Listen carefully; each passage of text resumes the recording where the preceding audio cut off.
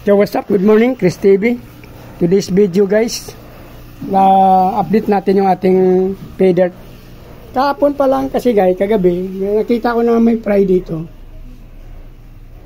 Pero hindi pa siya tapos, kaya hindi na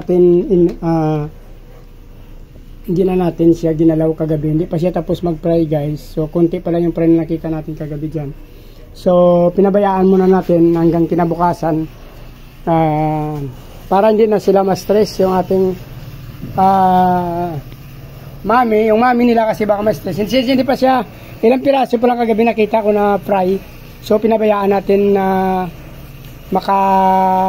ma-finish siya na mag-fry until na kinabukasan na natin kinuha guys. So ito na nakuha natin guys.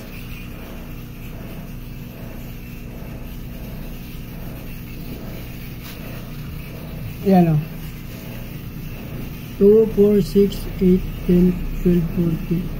2, 4, 2, 4, 6, 8, 10. 25 guys, 25 piraso. Today is 18, November 18 ngayon guys.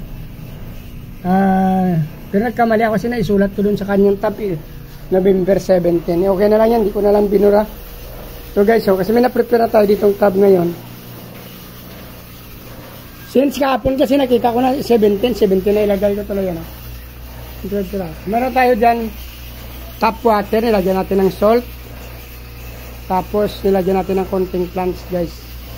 Diyan natin nilalagay yung ating pay dirt na galing sa QC guys. So hindi ko na mabilang kung pangilan na to kasi ito yung unang anak niya guys. So malalaki na. Yan yung unang pinanganak nung September 28. Tapos nanganak pa siya ng ito kasi walang petsa guys, pero itong sumunod doon.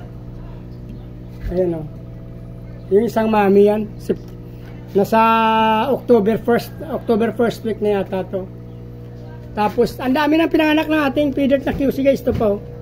20 piraso. Meron pa tayo ditong pay dirt yan o.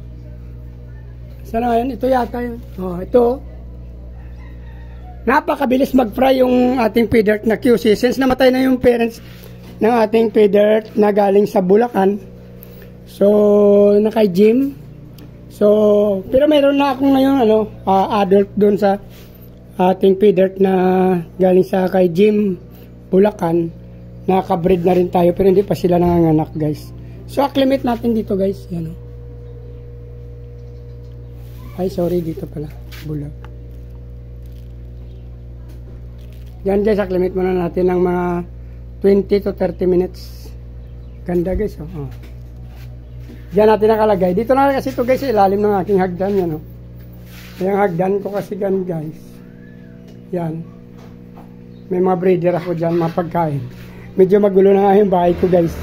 Kaya wala tayong magagawa kasi maliit na naman ang pwesto natin dito. Since nasa Maynila kasi tayo. So wala naman tayo lote dito na malaki. Kung ano lang tinayuan ng bahay mo, yun lang yung kailangan mong guluhin. Huwag hindi ka pwede dyan sa kalye kasi marami na magagalit sa atin. So dito na tayo sa pisto natin. Yan guys oh. So update ko na lang kayo ulit guys. Sa mga hindi pa nakasubscribe, please subscribe naman guys. Pindot nyo lang yung subscribe button. Sama nyo na rin bell button guys para updated kayo sa mga ina-upload ko na video. Sa mga patuloy na nanonood at na sumusubaybay sa aking mga video guys, maraming salamat sa inyo. Naway huwag kayong magsawa guys sa panonood ng aking mga video. So mabuhay kayo guys hanggang gusto nyo. Maraming salamat. Bye bye. Good morning.